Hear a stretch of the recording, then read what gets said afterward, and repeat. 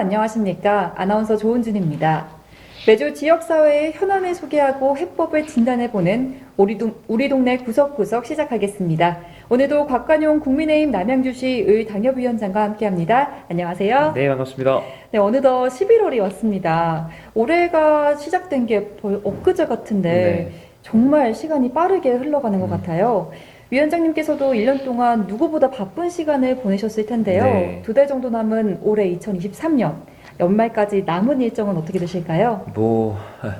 진짜 올해가 어떻게 가는지 모르게 막 바쁘게 달려왔는데 이제 한 2달 정도 남았잖아요. 그래서 저희 같은 경우는 특히 이제 저는 지금 총선을 준비하고 있다 보니까 12월 초부터 이제 저희가 정확한 12월 12일부터가 예비 후보 등록하고 이제 뛰어야 되는. 더욱 바빠질 예, 딱 그쵸. 이제 시기네요. 선거에 이제 본격적으로 들어가야 되는 시기니까 정신이 없고, 그 전까지도 제가 지금 굵직굵직하게 그러니까 다음 주에 저희 남양주와의 당정협의회도 앞두고 있고, 또 네. 개인적으로는 제가 12월 달 초쯤에는 출판기념회도 앞두고 있어가지고 아마 선거 직전까지 쉴 틈이 전혀 없게 계속 연말까지 바쁘게 달릴 것 같습니다. 네. 역시 올해 마지막까지 열심히 달리실 계획이시네요. 정말 응원하겠습니다. 고맙습니다. 네, 부쩍 쌀쌀해진 날씨에 시청자 여러분들께서도 건강 잘 챙기시면서 한 해 마무리 차분히 해가시기를 바라겠습니다. 그럼 지금부터 본격적인 오늘의 주제로 한번 들어가 보겠습니다. 오늘 이야기 나눌 주제는 최근 구리 남양주뿐만 아니라 전국적으로 아주 뜨거운 이슈죠. 김포발 메트로폴리탄 서울, 서울시 구리구, 서울시 남양주구입니다. 국민의힘에서 경기도 김포시를 서울특별시에 편입을 하도록 이렇게 당론을 추진하겠다고 밝히면서 거의 모든 뉴스를 도배하고 있는데요. 위원장님께서 국민의힘 소속이시니까 네. 좀 자세한 내막을 좀 아실 것 같아서 설명을 좀 부탁드릴게요. 예, 아마 많은 분들께서 매체를 통해서 접하셨을 소식인데요. 지난주 월요일이었습니다. 저희 국민의힘에서 그 정기적으로 진행하고 있는 프로그램이 하나 있어요. 네. 그러니까 국민의힘 지도부가 어떤 민생 현장이나 현안이 있는 장소에 가서 직접 그 당사자들과 대화를 나누는 해결사 김기현이 간다라는 이제 프로그램을 진행을 하고 있는데, 그 일환으로 월요일 날 오후에 이제 김포를 방문한 거죠. 근데 사실 이 김포가 최근에 이 서울시 편입과 관련된 주장들을 김포시장과 그다음에 김포 정가에서 여러 가지로 논의하기 시작하면서 사실은 여러 가지로 이제 뜨거운 이슈가 되어 있었거든요. 그 부분에 대해서 직접적으로 이제 필요성에 대해 설명을 듣고, 또 이제 당 지도부의 입장에서는 오세훈 서울시장도 저희 당 소속의 지자체장이기 때문에 네. 여러 가지로 협의가 가능한 부분이 있단 말이죠. 그래서 이 부분을 여러 가지 물론 검토할 사항도 많겠지만 이런 것들을 고려해서 당론으로 추진하겠다, 이렇게 전격적으로 발표를 한 거죠. 이제 그러고 나니까 이게 어마어마하게 큰 이슈가 됐습니다. 왜냐하면 사실은 경기도 내에 서울과 연접한 여러 지자체들이 서울시로 편입해야 한다라는 주장을 한 것은 어제 오늘의 이야기는 아니고, 뭐 네. 제가 기억나는 것만 해도 2013년에 인천시에서 이런 부분도 추진했던 적도 있었고, 그래서 뭐 아주 생소한 이야기는 아니긴 한데, 그래도 이렇게 당에서 당론으로 이걸 추진할 정도로, 집권 여당에서 그것도 네. 이렇게 이슈가 되니까 많은 사람들이 관심을 가지기 시작했고요. 김포 같은 경우는 김포 시민들은 사실은 여기에 대해서 반기는 분도 있고 조금 우려하는 분도 있고, 이렇게 해서 막 뜨겁게 타오르는 데다가 조금 이따 자세히 얘기했지만 경기도 내에 서울과 인접하고 있는 여러 다른 지자체들도 그러면 우리도 이런 부분들을 한번 검토해 볼 수 있는 거 아니냐라는 그런 논의들이 이제 막 타오르고 있는 그런 지금 상황입니다. 네, 그럼 경기도를 비롯한 수도권에서는 되게 많은 분들이 관심을 가질 만한 주제인 것 그렇죠. 같은데요. 이 서울시 편입을 하필 김포에서 추진하게 된 이유가 따로 있을까요? 김포가 사실 제가 말씀드린 대로 이런 논의들을 꽤나 오랫동안 해왔고요. 그리고 최근에 이 이슈가 전격적으로 이렇게 등장하게 된 것에는 민선 8기 김동연 경기도지사가 경기 남북도 분도, 조금 더 정확하게 이야기하면 경기 북부 특별자치도 신설에 대한 주장을 하고, 또 이것들을 여러 가지 정책적으로 드라이브를 걸다 보니까 여기에 대한 어떤 대응으로서 좀 등장한 측면이 있어요. 김포가 지리적으로 좀 특수성이 있습니다. 네. 우리가 지금 경기도에서 추진하는 경기 남북도 분도에 있어서 위치를 볼 때 한강이 쭉 이렇게 경기도 중간을 지나잖아요. 네. 그러면 이 한강 이 북을 이제 북도로 보고 그리고 이 이남을 이제 남도로 보는데 김포시가 이 왼쪽 끝에 쭉 지도상 빠져 있는데 이걸 기준으로 했을 때 북도도 아니고 남도도 아닌 애매한 위치에 있단 말이죠. 거기다가 약간 경기도로 보면은 섬같이 떨어져 있어가지고요. 맞아요. 실제로 영토가 붙어 있는 건 이제 김포에 경기가 붙어 있는 걸 보면 한쪽은 인천이랑 접하고 있고 한쪽은 서울이랑 접하고 있습니다.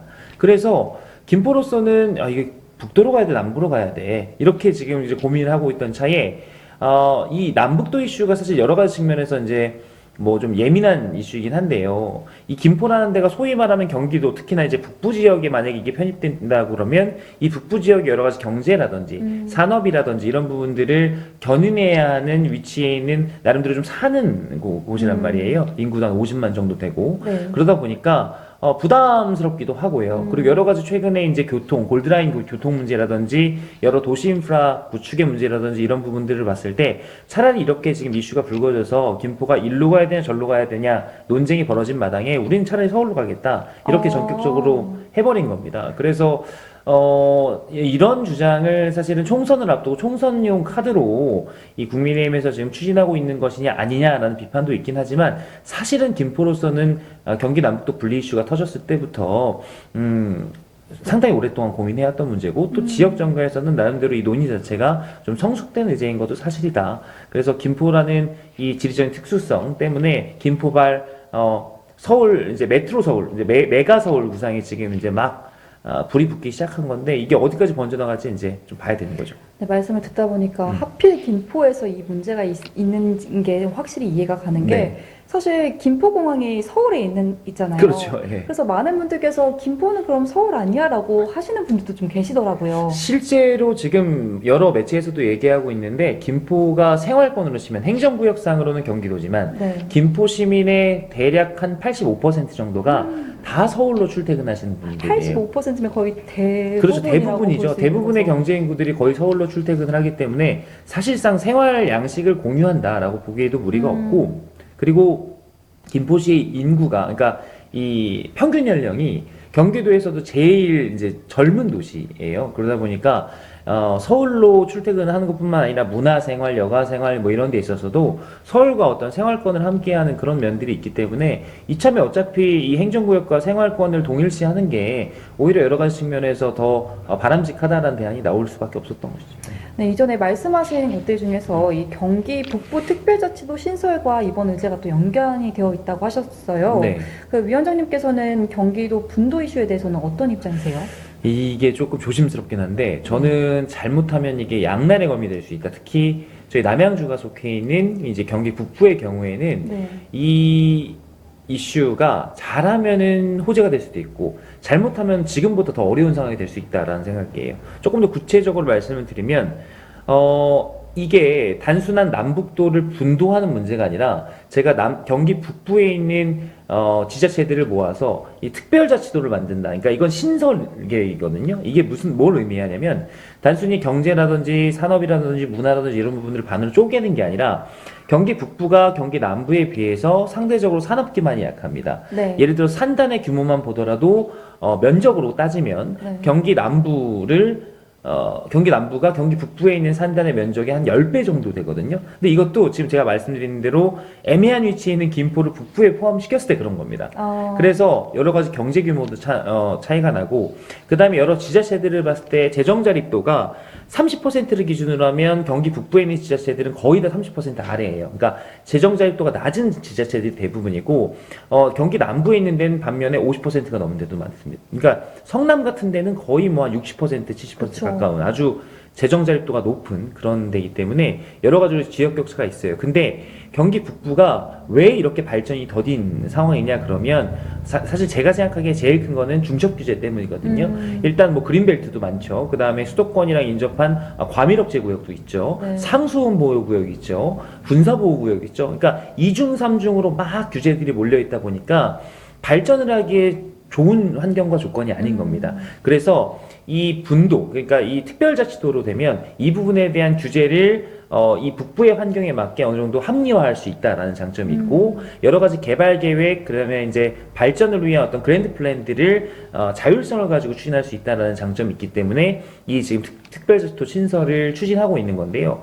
이 얘기는 반대로 자율성이 높아지는 대신에 지금 전체 경기도가 가지고 있는 파이에서 각 지방세, 경기도에 있는 지방세들을 지자체로 배분해 주지 않겠습니까? 근데 이 파이 자체가 지금 워낙 작은 상황에서 잘리다 보니까 네. 가뜩이나 가뜩이나 재정 자립도가 낮은 이 경기 북부에 있는 지자체들이 당장에 직면할 수 있는 어려움들도 발생할 수 있다라는 측면이 있어요. 그래서 저도 분도 이슈에 대해서 여러 장점들을 우리가 좀 활용하기 위해서는 일단은 이 특별자치도를 신설하기 이전에 이 열악한 산업 환경을 개선할 수 있는 그랜드 플랜들, 예를 들어서 저희가 예전에 지방선거에서 김은혜 도지사 후보가 이야기했던 것처럼 뭐 바이오 삼각 클러스터 개발이라든지 이런 부분들을 선제적으로 먼저 이제 전제하지 않으면 단순히 분도만 하는 것으로는 지금 기대하는 효과를 거두기 어렵다라는 생각이고, 그다음에 차후에 아무리 자율성이 생겨서 사실 규제라는 거는 국가의 이제 정책 기조이기 때문에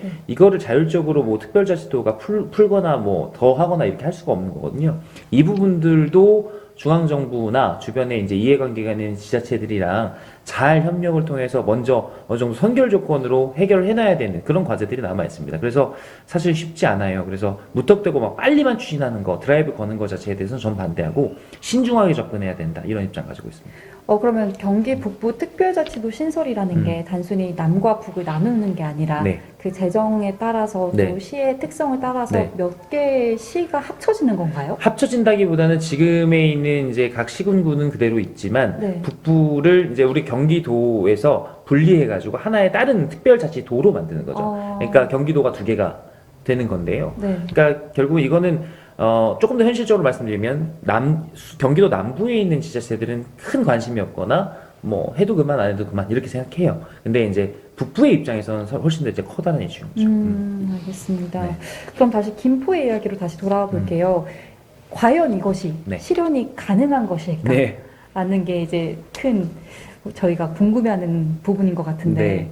사실 앞으로 김포의 서울시 편입을 추진하기 위해서도 또 많은 절차가 또 필요하잖아요. 네. 그럼 어떤 절차가 필요할까요? 제가 여기 와서는 정치 얘기 잘 안 하거든요. 거의 네. 이제 정책이나 뭐 공약이나 뭐 이런 부분들만 얘기를 하는데 이게 정무적으로 보면 이번 이슈를 이제 국민의힘에서 주도하는 것이 지금까지는 좀 긍정적으로 보여요. 일단은 정책 이슈를 저희가 먼저 드라이브를 걸었고 여기에 대해서 앞으로 여러 가지 찬반이 있겠지만 어쨌든 주고받는 공방 자체가 저희가 세팅한 이 아젠다 위에서 노는 거기 때문에 이 부분은 저희가 이니셔티브를 쥐고 있는 게 좋거든요. 근데 이제 문제는 말씀하신 대로 이게 얼마나 실현 가능한 것이냐라는 네. 문제가 남아 있는 거예요. 일단 제도적인 절차만 살펴보더라도 이거 하려면 그 각 지자체, 그러니까 지금 여기 문제가 되고 있는 김포시, 그 다음에 서울시, 뭐 경기도 이런 데서 주민들이 동의를 해야 됩니다. 그래서 주민투표 같은 게 필요하고요. 이게 필요해서 주민들이 니즈를 요청을 하더라도 각 의회, 그러니까 경기도의회, 김포시의회, 서울시의회에서 이 부분을 승인해줘야 되는 문제가 있습니다.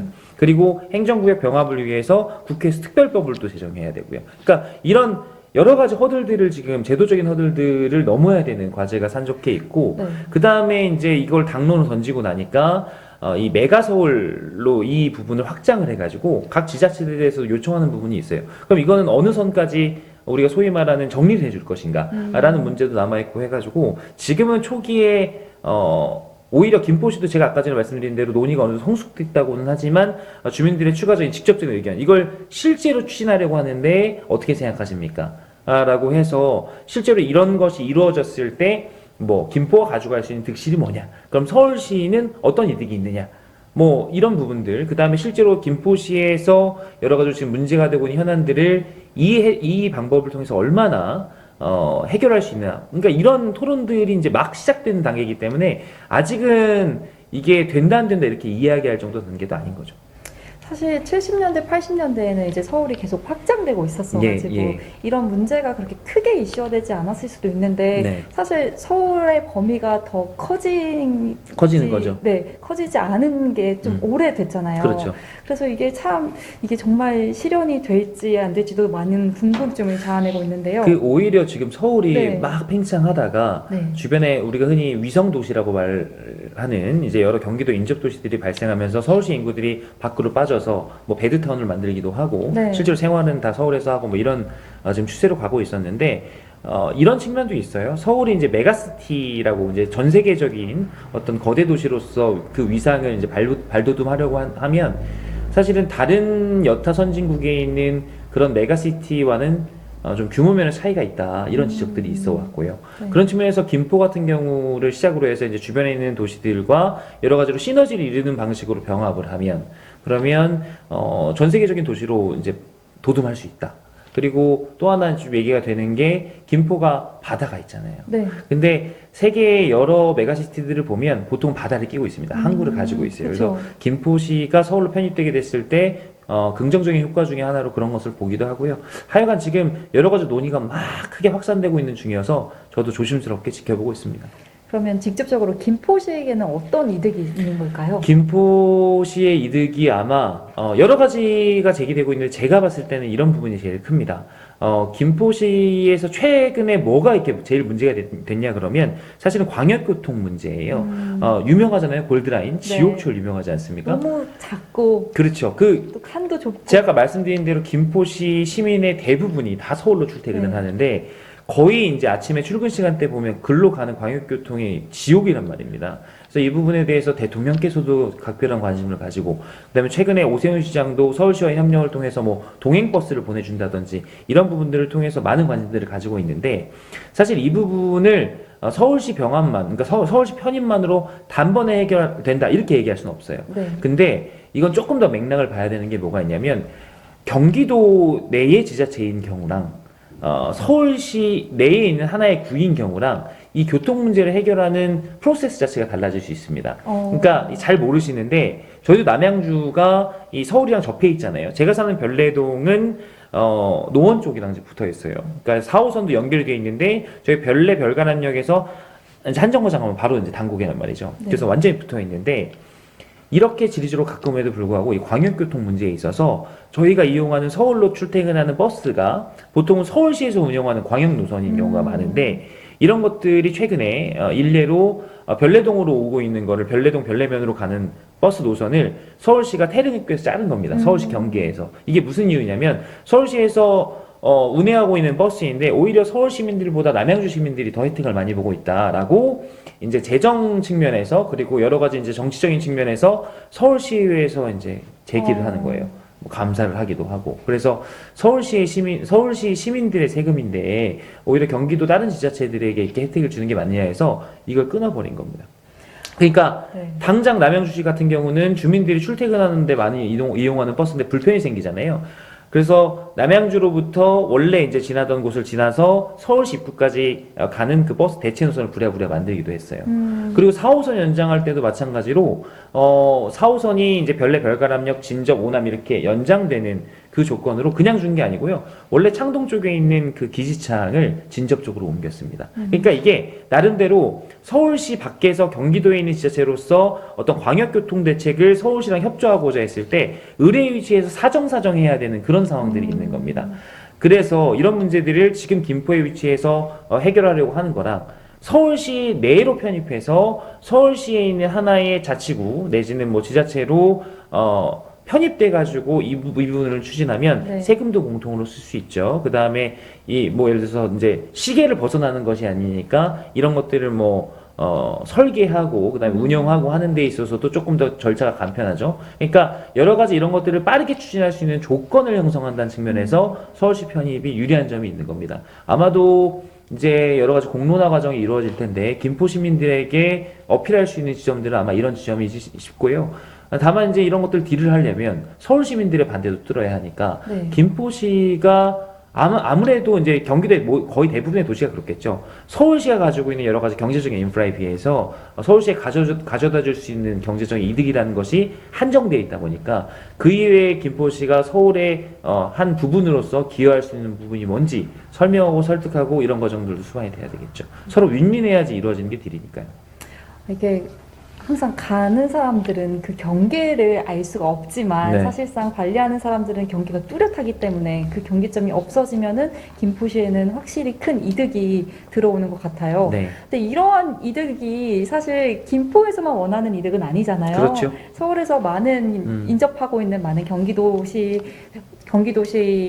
지역의 여러 지역들이 모두 다 그럼 나도 하면서 나도 서울 시민 하고 싶어 할 것 같은데 일각에서는 이 메트로폴리탄 서울이라는 이 큰 계획으로 계속 확대 추진해야 한다는 그런 주장도 있고 또 반대하는 그런 여론도 있을 것 같아요. 근데 이렇게 거론되고 있는 지역이 또 김포 말고 또 있나요? 그러니까 지금 앵커 말씀하신 대로 네, 서울이랑 붙어있는 지자체는 일단 다 얘기를 꺼내보는 것 같아요. 그렇죠. 그러니까 지리적으로 딱 붙어있는 데들. 왜 당장 생각나는 데만 해도 지금 이제 구리, 네, 하남, 그 다음에 뭐 부천, 네, 그 다음에 뭐 여러 광명 뭐 이런 데들 있죠. 심지어 뭐 과천, 성남 이런 데도 얘기가 맞아요. 되더라고요. 남양주도 사실은 면적이 워낙에 큰데 어쨌든 제가 아까 말씀드린 대로 일부 서울시랑 연접해 있는 그런 지점들이 있기 때문에 남양주까지도 같이 논의가 되고 있는 건데 그래서 제가 아까 말씀드린 대로 이게 당에서 물론 정무적으로 드라이브를 건 건 좋은데 어느 정도 좀 정리를 해주고 넘어갈 필요가 있다. 네, 이게 빌미를 제공한 것도 있어요. 그러니까 이게 정치적인 어떤 이슈, 그러니까 총선을 앞두고 이 국민의힘에서 드라이브를 걸고 있는 정치 이슈가 되다 보니까 이 부분을 확대 해석해서 이번 총선판에서 수도권에 어떻게 보면 민심을 한번 판을 뒤엎을 수 있는 그런 의제다라고 판단하시는 분들이 있어서 자꾸만 이 논의를 확대 재생산하는 지금 초기의 양상을 보이는데 네. 저는 여기에 대해서는 좀 신중해야 한다라고 봅니다. 왜냐하면 지금 김포 문제만 해도 첫 번째는 이 현실 가능성. 지금 이 일을 본격적으로 추진하기 위해서 넘어야 될 제도적인 허들들이 워낙에 많은데 이런 부분을 김포 하나만 집중해도 쉽지 않다. 네. 여론 수렴부터 지금 해야 되는데 그 부분은 언제 할 것이며 총선 전까지 뭐 예를 들어서 뭐 구체적인 플랜이라도 설계할 수 있으면 다행일 텐데 그런 부분도 지금 쉽지 않아 보여요. 그래서 이 일은 김포의 이슈, 저는 지금까지는 그렇게 보거든요. 김포의 이슈이기 때문에 김포 아직까지는. 하나로 정리해서 줘야 하고 네. 그 다음에 말씀하신 대로 그러면 비슷한 위치, 비슷한 조건에 하에 있는 경기도의 여러 인접한 그 지자체 같은 경우도 같은 요구가 있을 수 있는데 이건 당에서 어떤 정확한 기준을 통해서 우선순위를 정해줘야 합니다. 예컨대 지금은 김포의 골드라인 문제라든지 이런 부분들이 이제 제기되면서 그 다음에 남북도 이슈가 제기되면서 김포의 특수성 때문에 먼저 논의를 시작했지만 네. 이 부분이 어떻게 진행되는지에 따라서 예컨대 인구 50만 이하의 연접지역이라든지 산업 규모 일정 수준 이하의 연접지역이라든지 뭐 이런 규모 면에서 혹은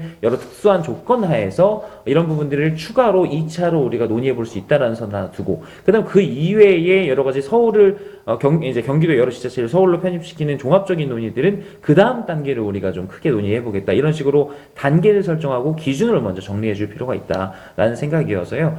너무 지금 단계에서 논의를 확장하는 것은 네. 오히려 이 일을 실질적으로 잘 되게 만들기 위해서는 저는 바람직하지 않다라고 생각해서요. 조금 더 조심스럽고 신중하게 그리고 이런 얘기 이제 있으니까 여러 지자체에서 막 우후죽순 저희도요 하는데 이런 부분들은 좀 차분해질 필요는 있겠다는 말씀드립니다. 네, 그러면은 이런 서울시 편입에 대한 지역의 찬반 여론은 또 어떻게 파악되고 되는가요? 제가 이제 남양주에서 일을 하고 있잖아요. 네. 그래서 이 이슈가 터진 월요일 날 오후부터 막 전화가 오기 시작해가지고 그 중앙 기자들한테 전화가 오는데 대부분 내용이 그렇습니다.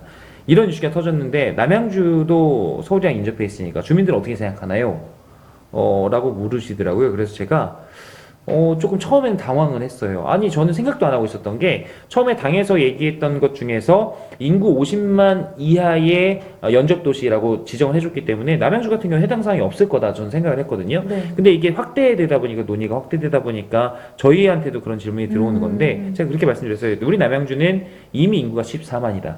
그리고 우리는 2035년도 이제 도시기본계획법상 특례시를 준비하고 있는 도시이다. 그래서 지금 민선 8기에 들어와서도 자족도시 기능을 그렇게 강조하고 그 다음에 자체적으로 이제 정주 여건을 만들어주는 어떤 산업 여건 뭐 이런 것들 인프라 구성에 힘쓰고 있는데 이런 규모의 지자체가 지금 당장 닥친, 저희도 똑같이 광역교통이나 뭐 산업인프라 이런 측면에서 김포랑 비슷한 어려움을 겪고 있는 건 있거든요. 그러나 이거를 어떻게 돌파해 나갈까에 대해서 방법론을 설계해 둔 게 다른 겁니다. 그렇기 때문에 남양주 같은 경우는 여전히 여기에 대해서는 크게 고려하지 않고 있고, 그리고 지역 주민들한테 그렇기 때문에 여기에 대해서 찬반을 물었을 때 찬반이 어떤 갈릴 만한 그럴 단계에 와 있지 않다라는 답변을 드렸거든요.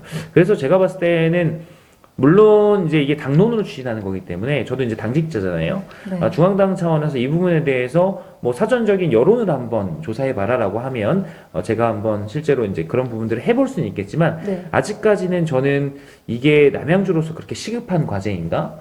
주민들이 이렇게 관심이 많을까에 대해서는 좀 퀘스천 마크입니다.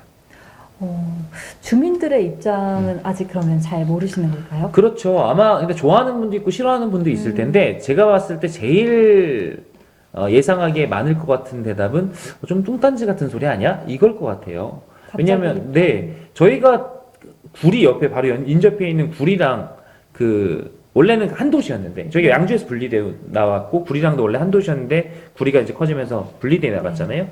다시 이제 재병합을 하자라는 논의도 사실은 몇 년 전까지 지속적으로 있다가 지금은 잠잠하거든요. 네. 남양주는 지금으로서는 많은 시민들이 남양주 자체의 자족 기능에 대해서 관심이 더 많지 이런 이슈에 대해서는 글쎄 지금은 아주 크게 관심을 가지고 있을 것이다. 적어도 김포나 다른 도시들 또 구리에 비해서 상대적으로 그런 부분들이 관심이 많을 것이다라고 생각되지는 않네요. 지금으로서.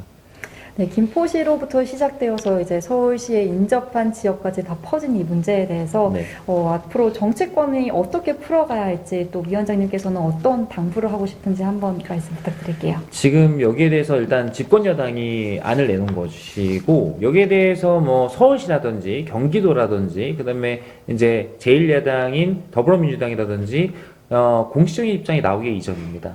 근데 저희가 지금 국회에서 경쟁을 하고 있는 더불어민주당의 입장만 보면 사실은 조금 여기에 대해서 국민의힘이 냈으니까 무조건 반대야 이렇게 얘기하기도 좀 어렵고 그렇다고 무조건 찬성한다고 하기도 어렵고 조금 어려운 상황이에요. 네. 그래서 얼마 있다가 여기에 대해서 입장을 표명을 할 건데 저는 이 부분이 이제 또다시 정쟁으로 흘러가지 않기를 바라고 있습니다.